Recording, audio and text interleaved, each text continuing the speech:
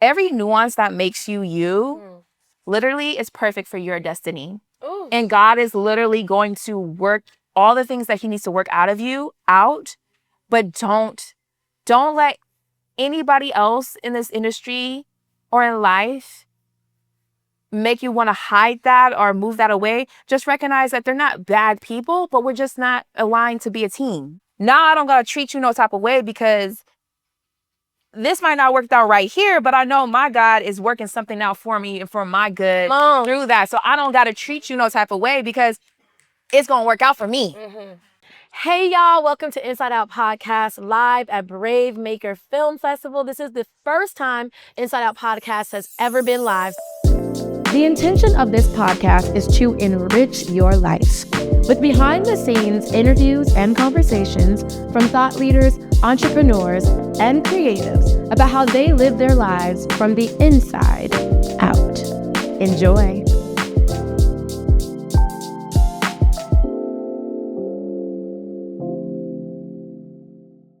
So, I have here Priscilla Lam of BraveMaker. Priscilla, please tell us more about yourself, your journey. We want to get into it. I'm Priscilla Lam. I started off as an actress when I was a little girl. My mom would run me around San Francisco, but we just did all the scam schools because she wasn't aware of how to get in. Did you do a Brian Rotman? No, I did the one that like promised you to go to Disney, and one that was like all the. I would have got by them, promising to go to Disney. So my mom paid all the money. I guess it wasn't the time, but it never worked out as a young person. But once I got through college, I was like, Mom and Dad, if you can just give me 6 months and let me just go all in. And I, not pay rent on it. And they're like, fine, you got 6 months. You got 6 months. So after college, I dived in. I didn't have an agent. I didn't know how to get into the space. So I was that girl that was like on Craigslist. I know that sounds so bad. You used to do that back in the day. That was a jam. I was like on everything, Backstage, anything anybody said. I was like Facebook groups. Yeah. I was like desperate. So sad to say, but what a time. And then after 6 months, my parents did push me to get a job, but I did start finding community. Okay. And so I started building my career connections, and then eventually landed at agents up here in Nilo, in the Wayne Agency in LA. Did you tell her? Tell me what? Why didn't you tell me? What? About Elijah. You know how bothered I was I didn't hear from him? He wanted to surprise you. What was I supposed to do? Ruin the surprise? Abso-freaking-lutely. And why didn't you tell me? You can't hold water. He wanted to get this proposal right. Well, it's not right. It's wrong. Hella wrong. I'm confused. How are you not happy right now? Nessa, I slept with Jameer, thinking, why not? Elijah's out there cheating on me anyways. Ari, when the hell did that happen? Earlier today. He was there for me on my birthday. He didn't leave me alone. That meant something to me. A simple thank you wouldn't have done the job. And then during the pandemic, I was like asking God, like, how can I like grow? I want to grow. I want to take my career to the next level. We're trapped in the house. And at that time I was working my career that my parents, encouraged me to get to be survival, make sure I live in the Bay, y'all. It's expensive. Yeah. So, but I found myself just doing my career, my 9 to 5. And during the pandemic, it's like you clock into work, clock out, and then you're twiddling your thumbs because now you can't go to get drinks with your friends, go get food, just be outside for no reason. You know what I mean? Like now you're processing like, what did I do with all my time? And then I just felt like the Holy Spirit was just like, okay, work on making short films every month. And that's how you're going to grow. Yeah. And so I developed Love Our Creatives, and I brought a lot of creatives, filmmakers together in the Bay Area. And I found myself in the producing role because I was responsible for bringing everybody together, right? But I fell in love.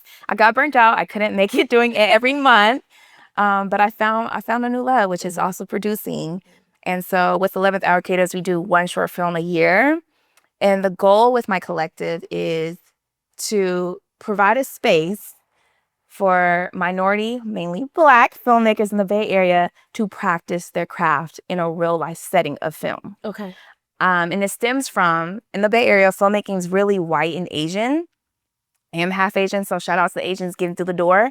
But I wanted to see more of my Black side out there too. And I know there's incredible filmmakers out there, but I was starting to see that there is a true gap. There's a gap of many of us not working those cameras at the level of budgets that come into town or that want to be going through film festival routes. And then there's a gap of like working in a team setting. So there's these gaps that I'm like, okay, how can I set up the homies and myself to thrive once we get the paid opportunity? And that's like, we got to practice on our off days. Like if we were musicians, Yes. the piano player plays keys morning, noon, and night because that's what he loves, right? And so as filmmakers, it's kind of what we have to do outside of our paid gigs. How we just picking up shooting or practicing producing or practicing writing and getting with the homies, leaning on each other. Like, okay, like I got a script, you a director, you need to practice directing. You know what I mean? Like you're an actor, you need to practice acting in front of the camera. Like let's all link up on a Sunday and just get it. Yeah. So that's the kind of model that I have for 11th Hour Creatives. But I love that.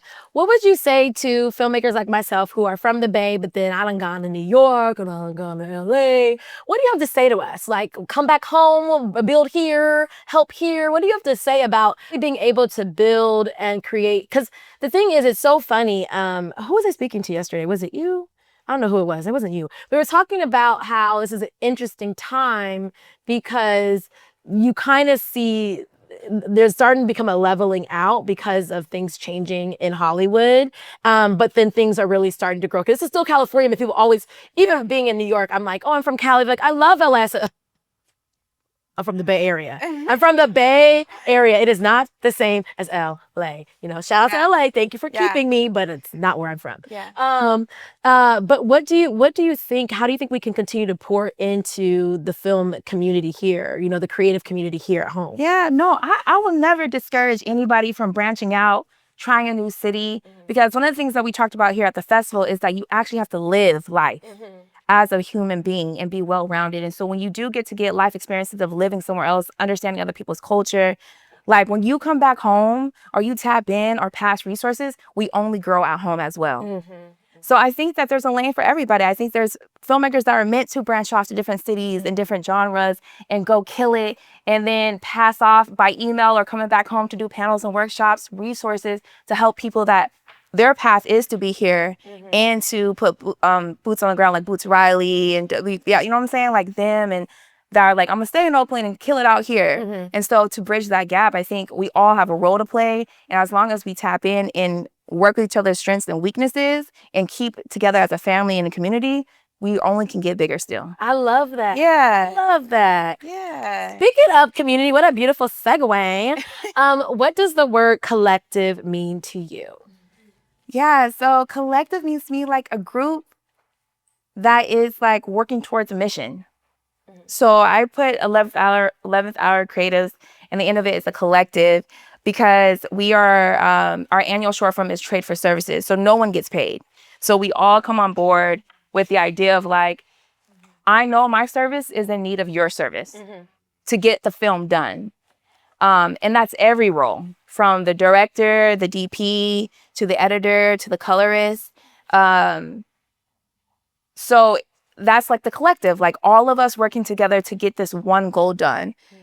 And why I do an annual short film every year is because I find that when you work on somebody else's project, you don't get that footage back for like a year, 2 years, 3 years after it gets done with the film fest. Because, you know, we're so precious with our film. It's our baby. If it leaks out, someone's going to steal our idea and all this and all that, which I give respect. So I want to have something that you can have within 6 months of us shooting, so you can add to your reel and take it out and show you do beautiful work out here in the Bay. I love that. Yeah. I love that. Yeah. That is such a, and how did that come? What was that moment that it came to you and that you just went for it?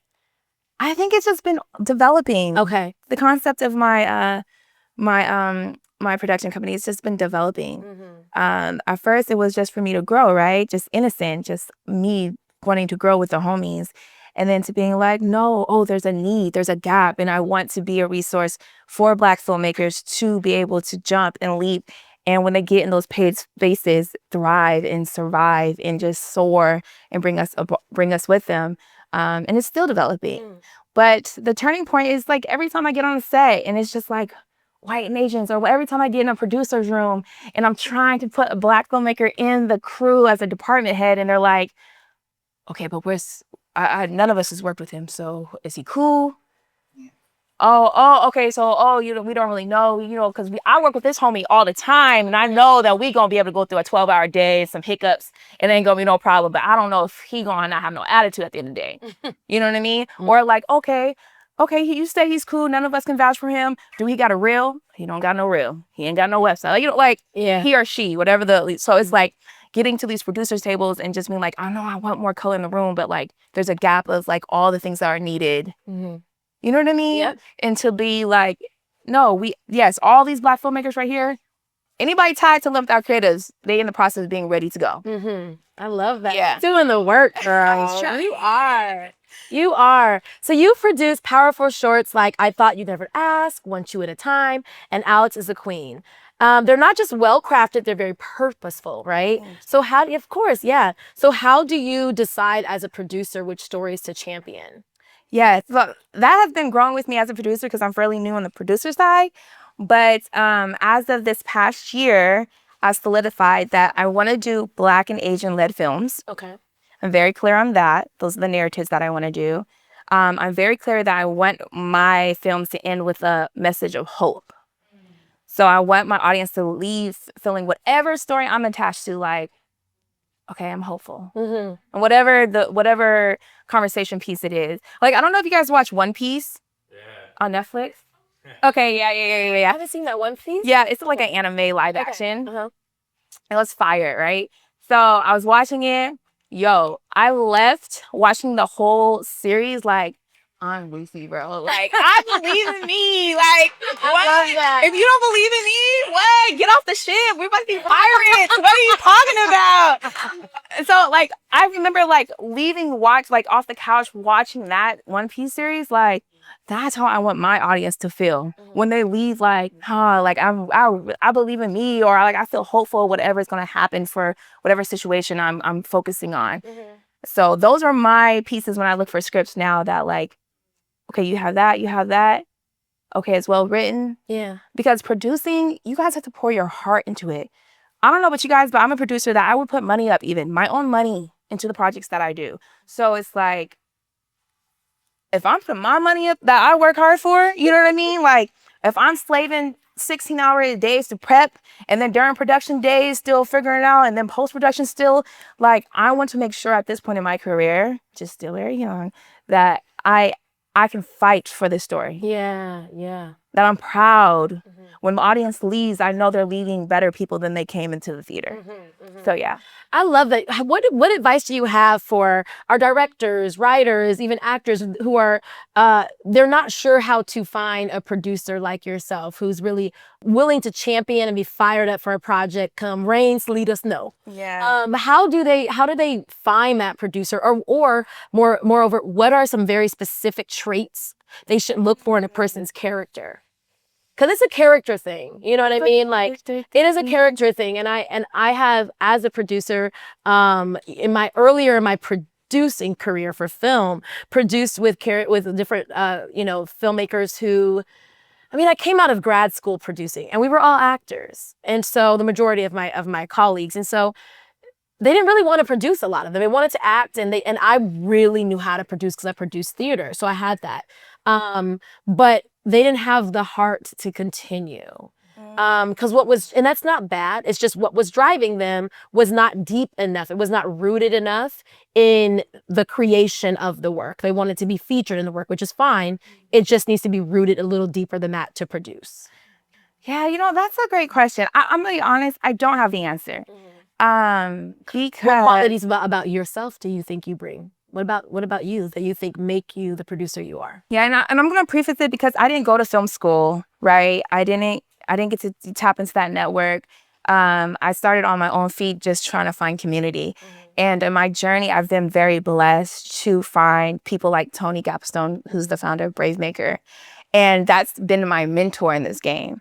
And so Tony is very special. Tony is a type of a man that he will wear all hats to get the job done. He would do it with being kind to people he interacts with. So I've come across filmmakers and I've seen like what you're talking about. Like you want to be featured, you want to be attached, but the late nights, the grunt work, the recognition that you're not gonna get, like the stuff that you're gonna have to do when like nobody's gonna know you did that, but it's gonna help the film elevate just a little bit more. I don't know how to find those people. I just think that like I don't have the answer. I just know that like sometimes when you work with folks, like you just gotta test it out. And the best way that I recommend, which I still do, and I try to push other filmmakers that are still trying to build community, is volunteer as much as you can, because that's when you're gonna really see who's really in the fire, like that's about their work. Because if somebody can do something of excellence at free, you know when they getting paid, they're gonna go all in.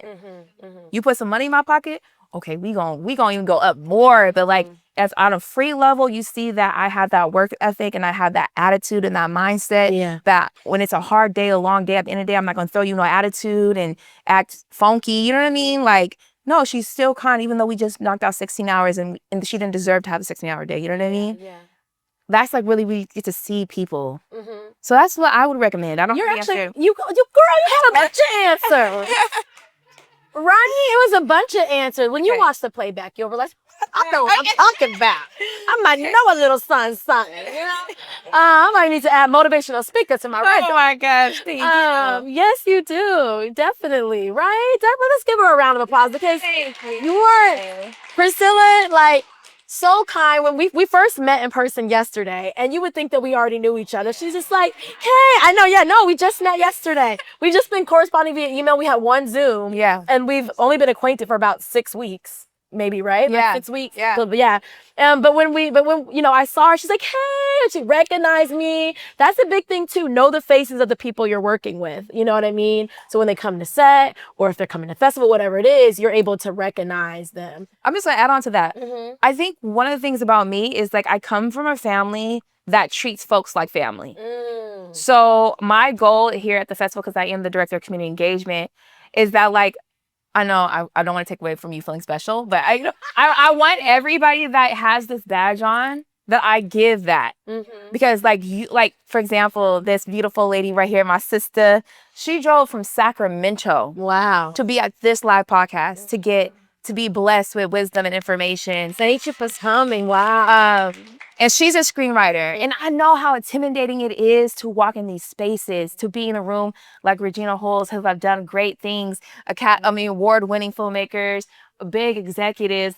Like, I know how intimidating it could be, especially when you're on the beginner side. So with me knowing how that feels, I want to make sure and make space that everybody that steps into BraveMaker Film Festival, some way, somehow feels like, okay, I wasn't alone there. I made one friend. And even on my sets, like I like to be that as well on my sets. Like I'm very intentional as a producer too, that I know how I want my sets to be. I don't want rude people. I don't want mean energy. And I know that's rare in filmmaking. I haven't done a big budget, 100 crew members yet, but I pray that when I get there that my leadership will facilitate the kind of energy and vibe that I want on the sets that I establish. Let me tell you, as long as you are constant about who you are, your sets will be that way. No matter how much money, because your energy and your light is very big. It's felt. It's felt, it's experienced, and it's a gift. And so just as long as you continue to protect that light's gonna shine bright, baby. Okay, no matter where you are. No matter where you are, seriously. Speaking of light and belief, oh my gosh, I almost... Any questions before I continue? Any questions? Okay, thank you. I'm gonna keep talking. Let me know though. Let me know. You have a question? No. Okay. Just y'all knew so great. Oh, thank you. Thank you. What's a core belief that you hold now, right, that your younger creative self would be surprised by? It can be a core belief about the world or yourself, God, core belief. Dang. I know, right? There's so many. Let me give you my top 2 right now. Okay. I'm a Christian. There's a verse in there. Dang, I need to be working on my reading of the word, y'all. Because I don't know what the scripture is, but it says all things work together for the good of him who believes. Okay, thank you, my sister. Thank you, my sister in Christ. Thank you, there. Understanding that as I have became a matured lady has given me so much peace. And it's allowed me to live in a space of positivity as I move through the space of like, dang, I can acknowledge the reality. Like, dang, that sucks. Dang, okay, it's not working. But there's this peace that passes understanding these days that like, if it ultimately doesn't work, it's not meant to work. And God got something that's going to work it out. Right. Wherever it goes. So then that carries me into how I treat folks, because now I don't got to treat you no type of way because this might not work out right here, but I know my God is working something out for me and for my good through that. So I don't got to treat you no type of way because it's going to work out for me. It's all love. So that's the biggest thing that I wish my younger self knew. Like, you do not have to stress about it because God is working out in ways that you didn't even think he's going to work it out. And it doesn't even be that big and miraculous, but it's literally going to work out. And I think that segues into my other topic that I wish I could have my younger self understand is that like every nuance that makes you you literally is perfect for your destiny. Ooh. And God is literally going to work all the things that he needs to work out of you out, but don't let anybody else in this industry or in life make you want to hide that or move that away. Just recognize that they're not bad people, but we're just not aligned to be a team. And I want to see you win. And I hope you want to see me win, but whether you're not, I'm going to be there. I'm going to be winning. But the beauty is that I can still be like, it's all love, but we're not meant to be together on the team. You get what I'm saying? And for me, there's an experience where like someone would tell me like, you think everything's always going to work out. You're so positive. No, things are crashing right now. Like just crashing out and just attacking. Like, I felt like that was an attack on who I am. Like, yeah, I'm a positive person. Yes, I walk like it's going to work out when we don't have the answers right now. We can't get the answers. I'm not going to treat you no different type of way. And I'm not going to allow you to treat other folks on this set no different type of way. Because it's above our control. Right.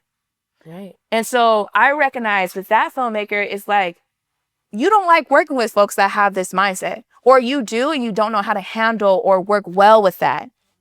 And instead of me trying to fight and grapple because who I think you're tied to or anything like that, it's like, no, it's okay. Like, I know God's going to bring along my journey people that are going to be aligned with how I want things to go, with how we treat folks with love. Yeah.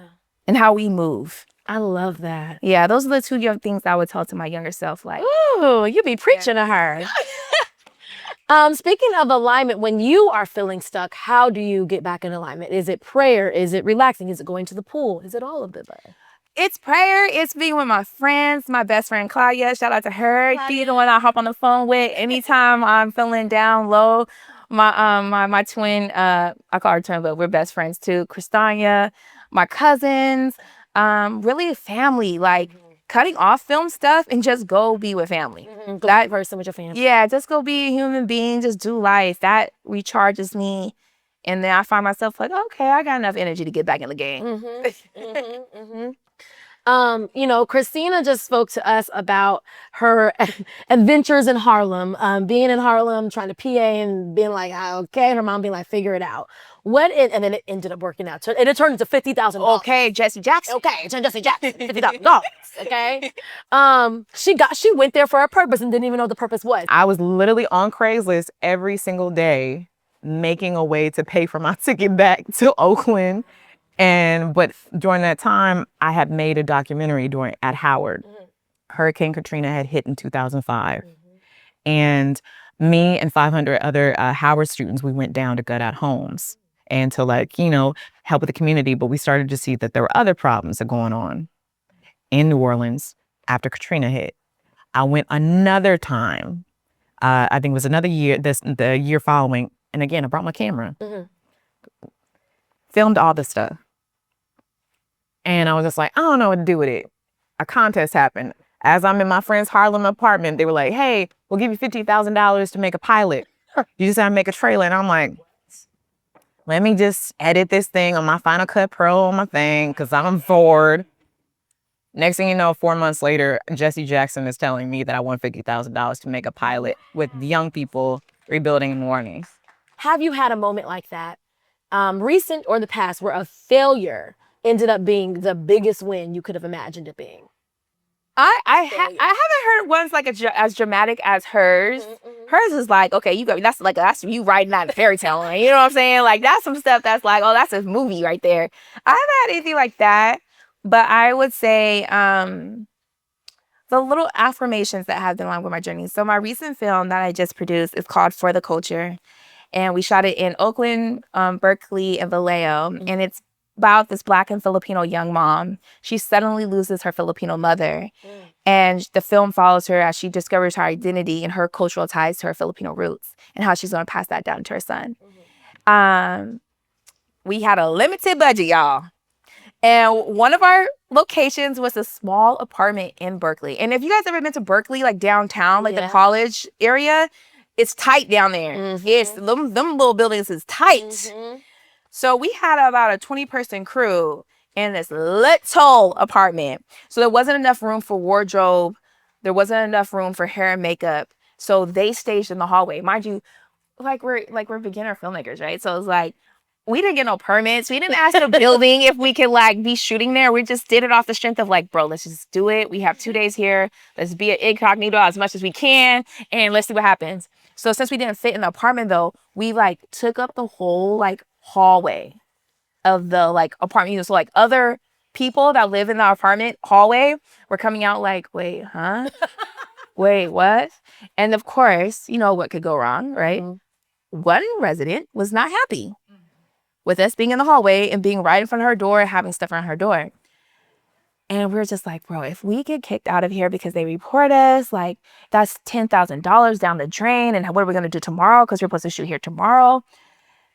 And it's just like, okay, God, like, I don't even know. Like, I don't even know what to do. Like, I don't know what to do, right?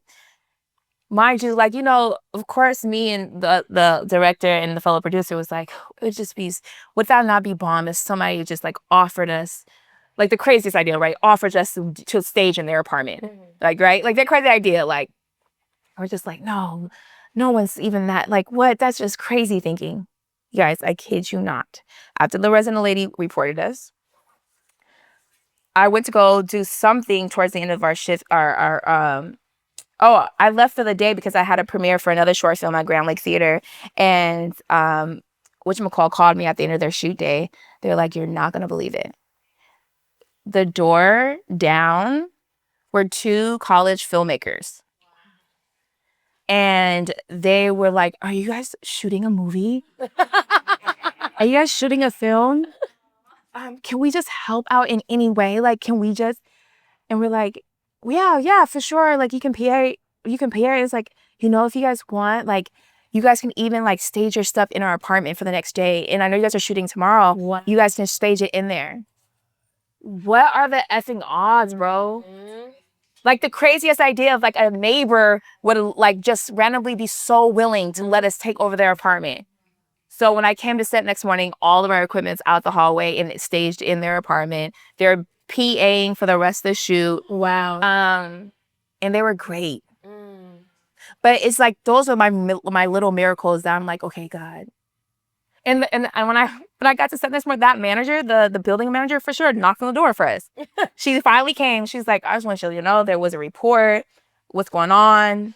But all the stuff was clear off the hallway by then. Yeah. So it's like, oh, yes, I understand. Oh, I'm so sorry for the inconvenience that we caused other residents. And we can apologize. But we're not in the hallway anymore. No, we're just in the apartment. We're just in the apartment. And then it was just like, she walked off and she's like, it's all good. I get what y'all trying to do. Get it in. But it's just like, that's the little miracles that to me is just like, okay, God. Amazing miracles. Those are big miracles. Their whole production. Yes. That's $2 $10,000 days. You know what I mean? So it's like, that's a $20,000 miracle. Yes. Literally. That's a $20,000 miracle. It's all God. Yeah. There's no other way you can explain that we would just happen to have 2 college filmmakers next door. Yeah. Who would be so willing. And they were making jokes. They're like, you know, they never say opportunity knocks on your door. And they're like, but literally, you guys knocked on our door, you know what I mean? And it was like, oh, wow. That's all God. Like, I just, those are the little moments where it's just like, okay, Mm-hmm. God, I know you are looking out for me. I know your scripture that all things work together. Like, you are doing it. And there was nothing that I did. There was nothing that nobody knocked on their door, nothing. So it's just like, okay. Yep. Yeah. We have to wrap in a minute. But before we do, I have a segment that I love to ask. Hurt, heal, joy. What is currently hurting you? It could be the world, life. What do you want to heal? And what brings you joy?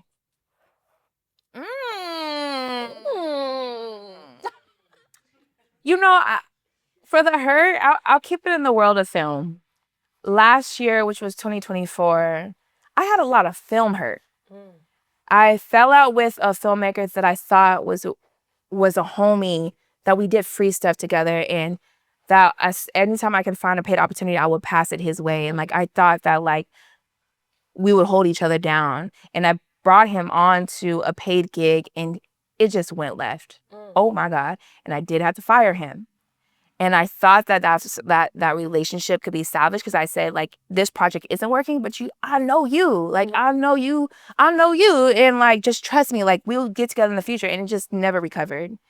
And then I had another film hurt, but I took the rest of 2024 off. So like about June, I took that 6 months off of filmmaking and just chilled. And whatever post-production, I passed it to the other producer. I was just like, can you just take the lead? Because I cannot exist in this world.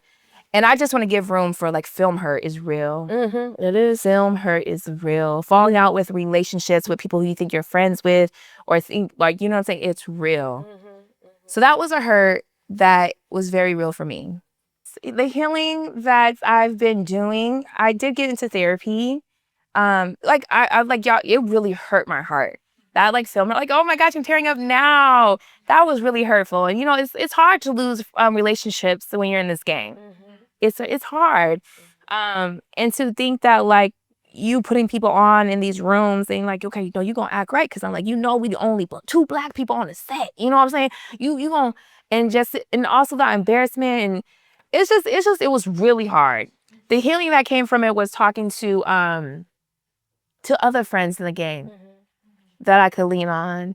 And I work a lot with MD. MD always picks up the call, and just reaffirms who I am, and also reaffirms truth, and also says, pay attention where you're going. I love that. Yeah, pay attention where you're going. And just other friends like that, and family. And just, like I always say, like, part of healing is, like, just living life, continuing on, and moving through the stages of hurt, and forgiveness, and also with therapy. I think filmmakers need to be in therapy for sure. Child, you ain't never lying. Filmmakers need to be in therapy for sure. If you can find a way to get some free therapy sessions, have that on standby, because you do go, your heart is in it, and it's your baby for a lot of these projects. And what's the last one? Joy. Man, like, stuff like this, like the BraveMaker Film Festival, like getting to meet dope creatives that are killing the game in places that I wish I could be. And so I get to soak up game from a lot of you guys and share the game that I have and just build. Like, that brings me so much joy. Yeah. Like, it's dope to see people come here and see their films on a screen this size, or in a theater, and have their friends and family here, and they, like, smiling ear to ear. And they feel like they're the filmmakers that they really are, and they get to feel that moment after all their hard work. So that brings me so much joy. Well, thank you for bringing us joy. Not just in this moment, but in this festival. You have brought so much of yourself and your heart, and it is felt. And it has also felt the alignment that you all as a team at BraveMaker are just, you're all in it together, and it's so purposeful, and it's such a beautiful experience. So thank you for everything. How can we continue to support you, follow you? Let us know. So you guys can follow me at Ms. Priscilla Lam on Instagram. I would say tap into communities. There's a few communities I like to shout out. BraveMaker Film Festival, Cinemama Film. If you're looking for film communities, check those out. And 11th Hour Creatives on social media as well. We have a YouTube page. You can check out our films. And if you want to be involved, if you're a Bay Area filmmaker that wants to hop on the next short, hit me up, because I love to collaborate. Awesome. Thank you, y'all. Give Priscilla a round of applause. For y'all that don't know about BraveMaker, BraveMaker is a celebration of brave, independent cinema in San Francisco's Bay Area. The film festival is a highly anticipated event in Redwood City that takes place every July. The fest is a celebration of independent cinema and features a wide range of thought-provoking films, including documentaries, narratives, and shorts, with great panels, workshops, and parties. Make sure you follow BraveMaker Film Fest and BraveMaker.org on Instagram to learn more and to be a part of this community and to apply to the film festival next year. Stay tuned for the next episode. Wait. Before you go, don't forget to like this episode. Give it a thumbs up or a heart, depending on where you're watching or listening, and comment. I will continue the conversation with you in the comments, and be sure to subscribe wherever you watch or listen to Inside Out Podcast. You can catch Inside Out Podcast on YouTube. Of course, you can listen on Spotify, Apple Podcasts, Audible, Amazon Music, or iHeartRadio. And y'all, that is not it. If you really love you some Inside Out Podcast, there is a Patreon community just for you. For only $15 per month, you can join the Patreon as a member. And every 3 months, I will send you some Inside Out Podcast swag, y'all. Yes, straight from the Inside Out Podcast store, just for showing us some love. You can, of course, follow Inside Out Podcast on Instagram and TikTok. Thank you for showing us love, and stay tuned for the next episode.